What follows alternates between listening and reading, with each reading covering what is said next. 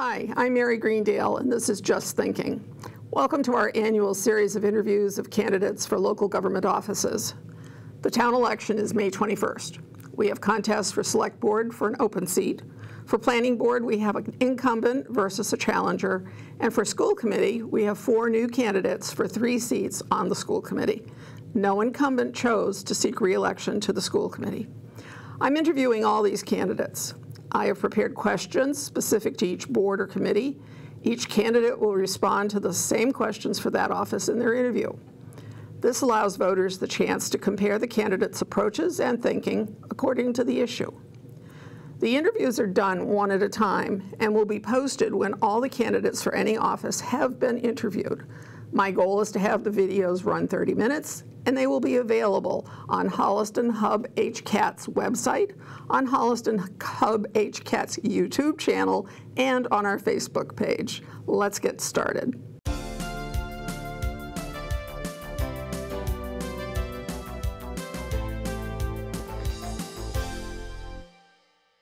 Let me introduce you to Karen Apuzzo Langton, who is running for re-election to the Planning Board. Hi, Karen. Hi, Mary. Thanks for having me. No problem.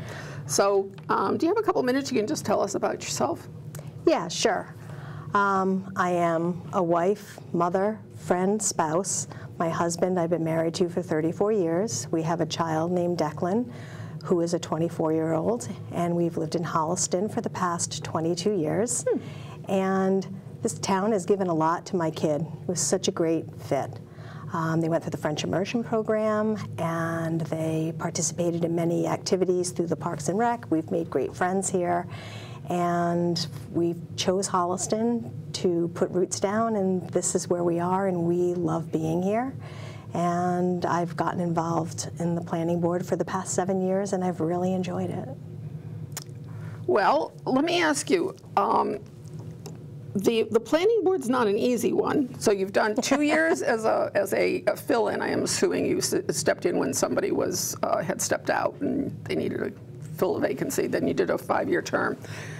That's a lot of years already, you know, in terms of what you want to do. So why don't we just jump into the questions and go on with, we all know that the planning board's come under some fire lately with very controversial applications. Not that the planning board is doing anything wrong, or even the applicants aren't doing anything wrong. It's just that some of the applications haven't been things that apparently were very popular with Holliston and didn't fit into our bylaws. They just didn't fit. So given the pressure that's on the planning board, and you're the chair, do you suppose you'll continue as chair? Have you been chair for a few years? I have been chair for a few years. Following town elections, we reorganize, and we meet as a group during a public meeting, and we just discuss roles and who wants to take what, and we discuss our lives and who has the time. Yeah, well, chair does take on a little bit more expectation. Anyway. Yeah. So now with another term, you know, looking ahead to another term, what is it that you'd hope to accomplish? What do you think you bring to the committee that it doesn't have without you?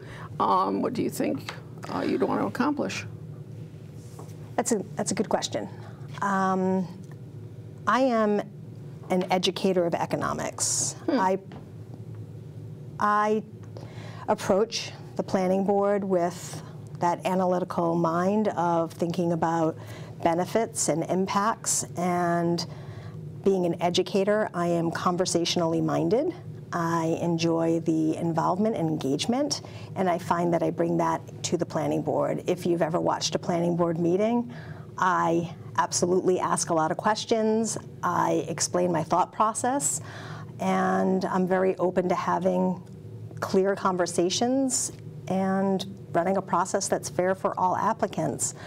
I think that one of the big things that we've done moving forward, you mentioned that we have gotten more complicated, right? More complicated applications, is that we've set up a clear process and make sure that at the beginning of every single meeting, everyone on the call understands that. We're still doing Zoom. We've decided to maintain that in order to keep participation at the highest levels it can be. So when we start the meetings, we make sure that everyone on the call knows, we don't assume people know how the process is going to be, which the applicant speaks first, they do their presentation, then the planning board members ask questions, talk to each other, talk to the applicant, and then after we've satisfied all that we can in that one meeting, then we open it up to the public and allow them to respond. But one of the big things that we've done is asked that instead of going back and forth, which can be counterproductive, the resident makes their comment or asks their questions, and we ask the applicant to write that down and respond to that in the next meeting. We find that that really gives a more clear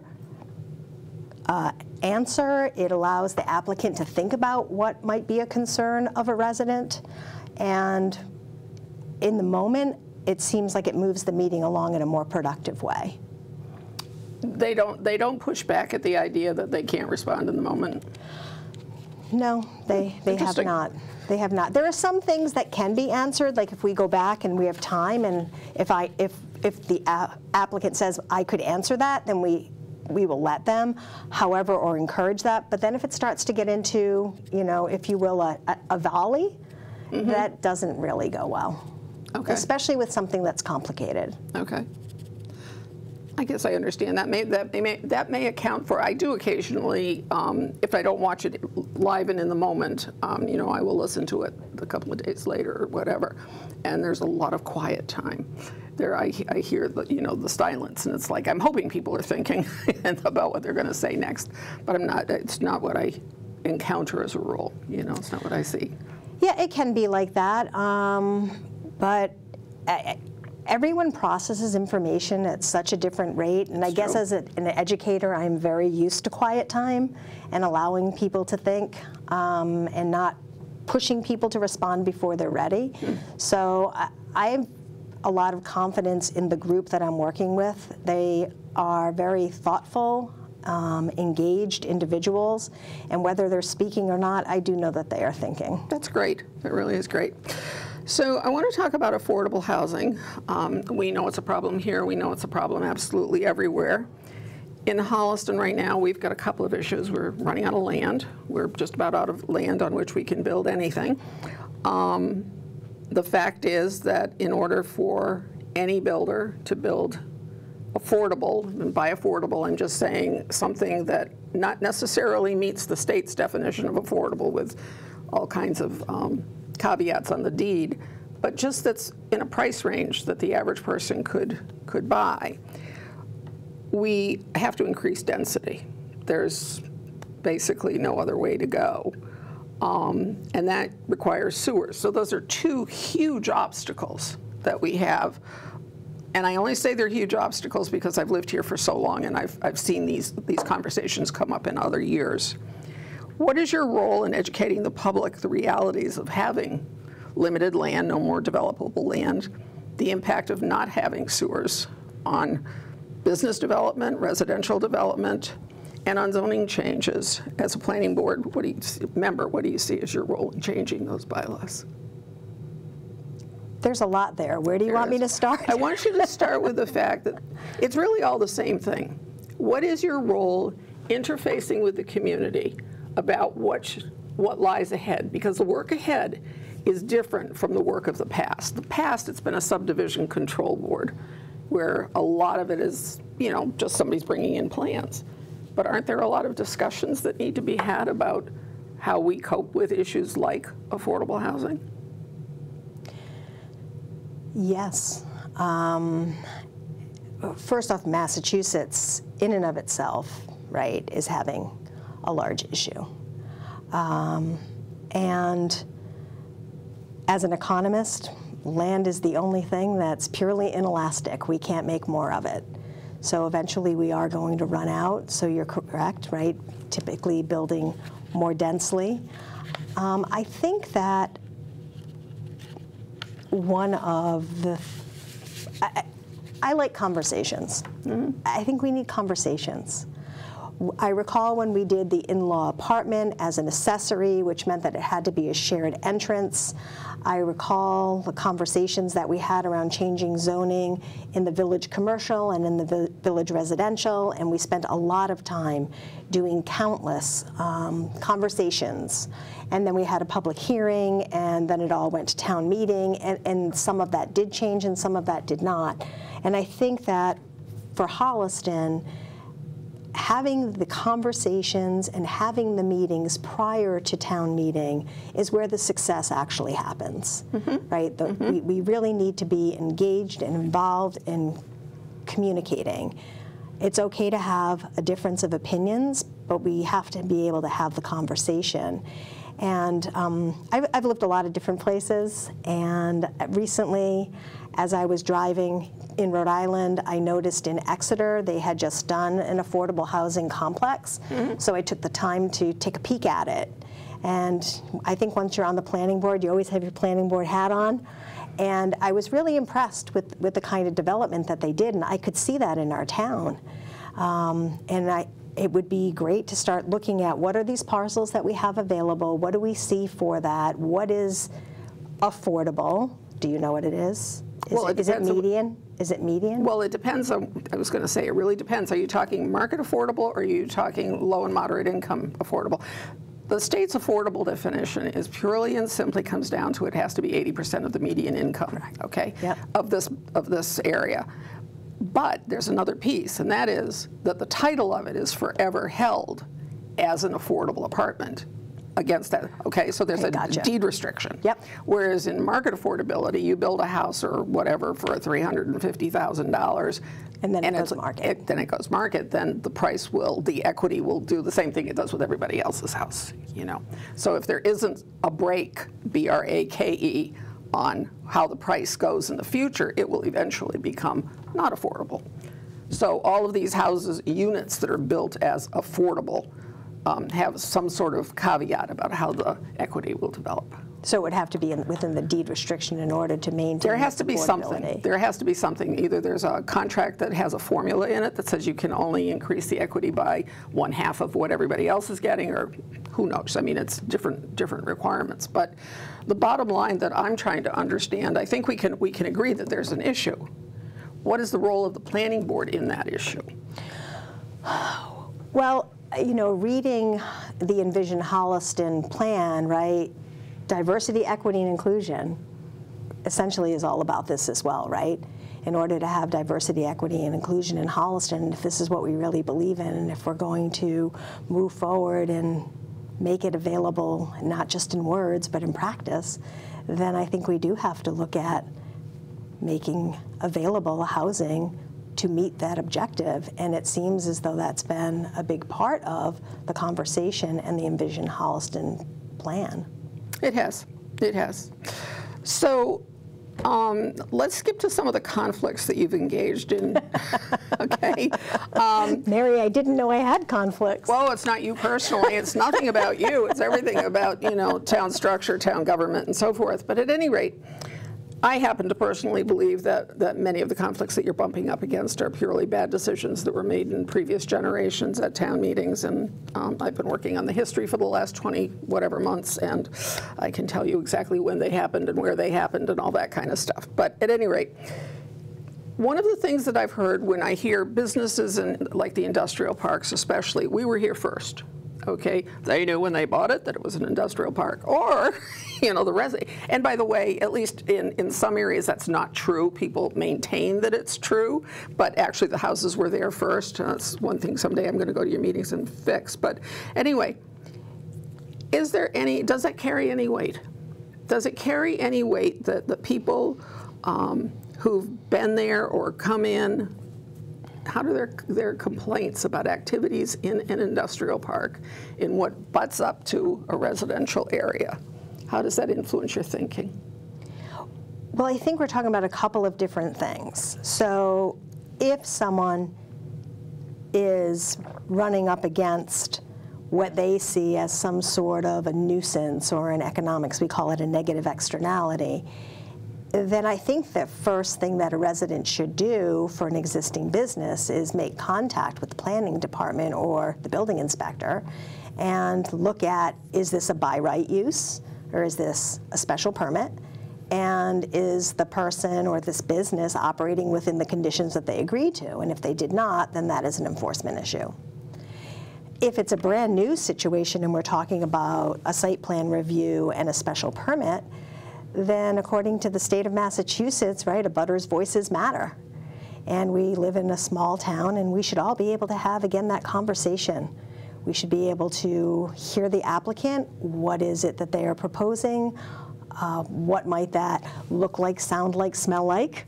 What are those hours? What right? And when it's time for the public to speak, if they have concerns, I think it's great that they come to the conversation and air them. And it's a wonderful opportunity for the applicant to say, we can mitigate it this way, or we can do that, or that's not something that we have any room on, but there's a conversation, and then everyone gets to know what it is that we're talking about at the table. I understand why people say the word conflict, but I see it as discourse, and I see discourse as a really healthy conversation. I would agree with you that it's discourse, but there are certainly comments made and so forth at meetings or after meetings and so forth that are about conflict. We will avoid trying to figure out what that is. Well, sometimes I think that, well, I think this a lot. Making decisions and essentially setting policy, some people are going to like it and some people are not. Always. And with that there, I just always hope that everyone came to the meeting and made the comments at the meeting. I can't control what happens online. I can't control what happens at breakfast tables. We can't, when I mean control, I mean respond to. Mm-hmm. But we can respond in the moment to what comes to the meeting. And I encourage everyone to come to the meeting. Did you know that we had a Zoom meeting of over 500 people? I do. So that's, to me, that's engagement. Yep. And people speaking and having those conversations.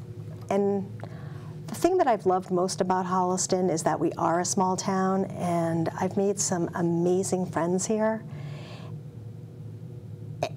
And we're one small town, and there are many voices, and we all need to just get back to talking to each other. So much can be solved by talking. What does it mean to say that the planning board should be business friendly? I don't know. Okay. But I will tell you what I see.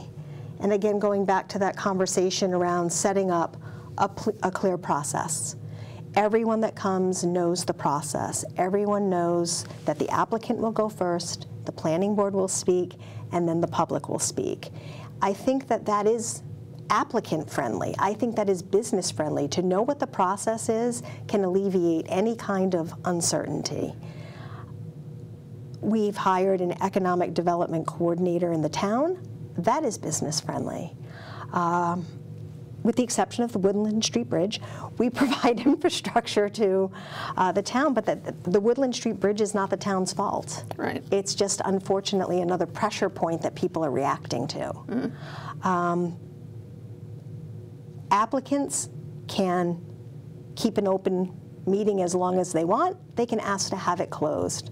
They are in the driver's seat when it comes to the meeting. They can ask for continuances. They can keep going. I think it is an absolutely fair and friendly process, and all of us are willing to listen to anything that an applicant has to say, and in the same respect, we're willing to listen to what the residents have to say as well. So I think friendly is clear, consistent expectations. Mm-hmm. Okay. Are there any changes to bylaws or regulations that you see as being important to talk about? I don't think I'm going to commit to anything today on a change to a bylaw, but I think you do know that we have had some changes to the use tables. We've been talking about fee schedules and discussing that process as well. And there are a couple of things that have had a beginning conversation, at the table of things that when the building inspector is having a difficult time, he comes to us and talks to us about. So we are running through a couple of things that we're all just kind of taking a look at right now, and we'll come back to that conversation later. Yeah. I don't have anything specific to put out there right now because there hasn't been enough of a conversation between the 5 of us. Okay, I gotcha. Do you think that it is the job or any part of the job of the planning board to help resolve conflicts that exist between businesses and residents in an area? And certainly, I think the most obvious one is Lowland Street. I mean, what is the role of the planning board in those conversations?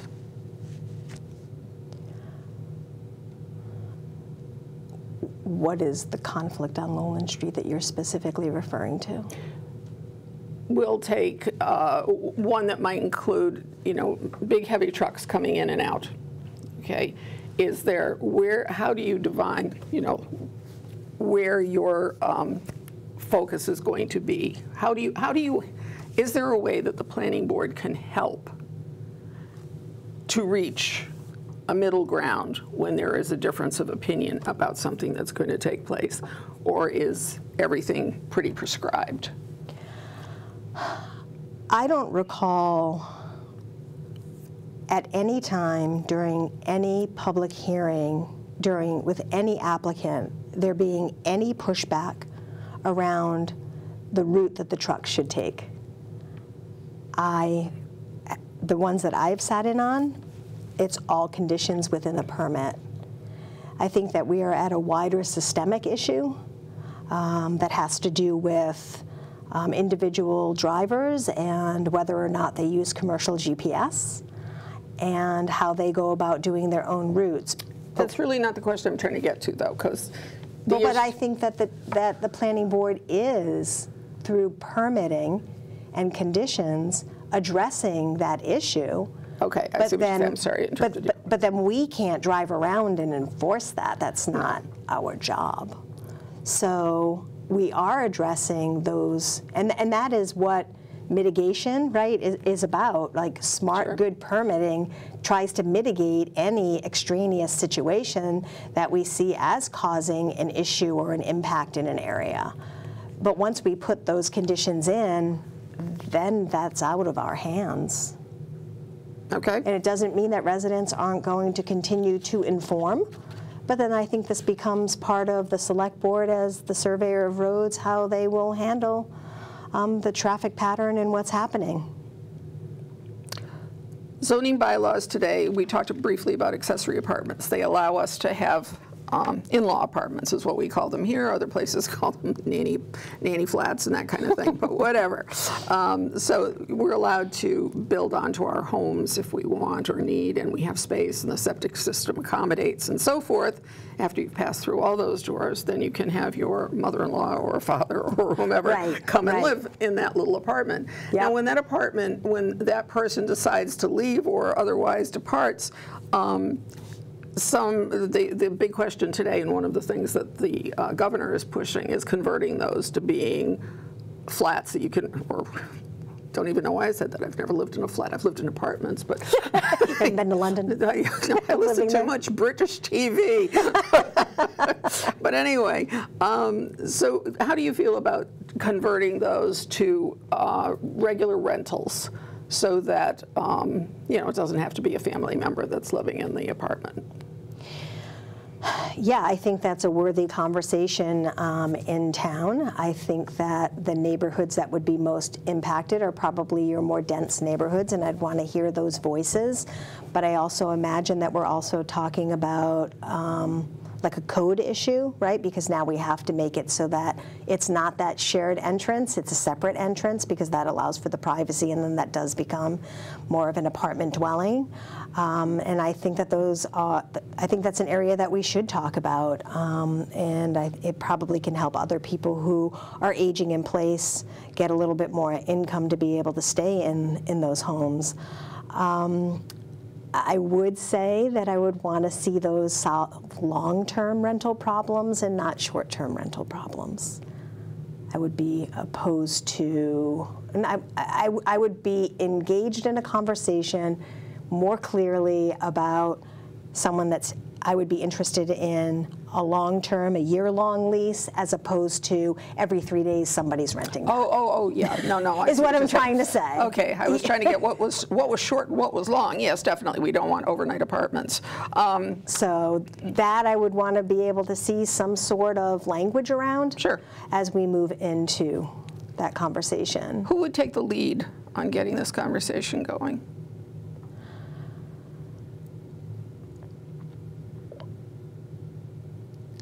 We worked with the Massachusetts Planning Council last time that we had that conversation and went into the accessory apartments in specifically the downtown area. I think that I would like to check back with them to see how they're handling moving and taking and tweaking that into an apartment rather than accessory. Locally, though, is it the planning board who should pick up the charge on it? Yes, but I think we should also pay attention to what's going on around us and what the Metropolitan Council is doing with that. I think it helps us with the language. It gives us more expert information. Yeah. So I'd like to have that conversation with them. Yeah. Okay. And another thing that falls into the planning board, that's the master plans. Yeah. And you either love them or you hate them. Having just read the master plan from both 62 and 99, and, you know, it's really quite amazing, all of the material that's in a good master plan. It's just stunning what I learned about a period of time. I wasn't here in 62, but I arrived in 66.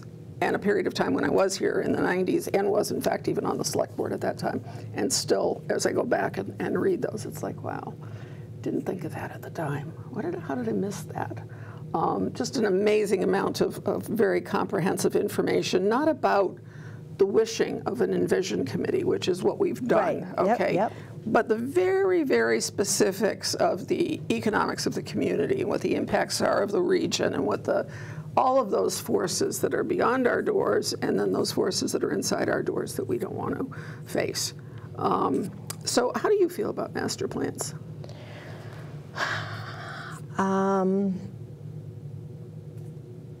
The 1999 master plan is out of date.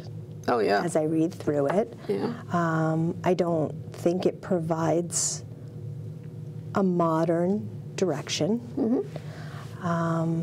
I've often wondered why we don't have or have not had a circular flow impact of how things happen in our town and how things branch out. I feel like in order to navigate toward a point, we should have something that guides us there, because it wouldn't just be the planning board that's being guided, it would be every board that's being guided. And I am interested in pursuing that thought process and getting more information about what it would take for us to begin that plan and begin that discussion, yeah. Well, they are comprehensive, and they do involve every board and department in town. Our singular failure, typical of some of the New England towns, not all, not most of our neighbors, is that we don't have a single point of contact in town. So we don't have, because the town administrator doesn't have the authority to insist that somebody do something, some other department that doesn't fall under his review. So sometimes it gets hard to make some of these things happen. It just makes it harder for what is already hard, you know? It just makes it more complicated and lengthy. So. Yeah, I do think that, you know, we have so many wonderful volunteers in town. We do. I mean, anybody who's willing to just give their time, I applaud anybody who's willing to do that. But it also makes it difficult because the majority are off working full-time jobs and they're raising families, right? And they're doing all these different things that not having one point person, it can make it difficult. Well, the other thing is the volunteers don't necessarily have the credentials that, you know, I mean, when you want to talk to a professional planner, you need a professional planner. If you want to talk to, you know, a highway superintendent, you know, we can all tell how to plow a street, maybe. I don't know. Could we all tell somebody how to plow a street? But we all think we can. That's for sure. But sometimes you just need the expertise. But why don't you, we'll go on with the 2-minute wrap up here for you to, you know, give us that closing statement of, now that you know how I'm thinking and what I'm feeling about this, take it away. I am seeking a second term because I think that I know that. I have worked really hard on setting up a planning board that is welcoming and wants all people in the community who are interested to be involved. We're one small town where all voices should matter. I'm proud of the work that we've done on the planning board. I'm proud of the fact that I am vocal. I listen. I ask questions. I use the bylaw to assist me in my decision making. I seek out the experience of the experts.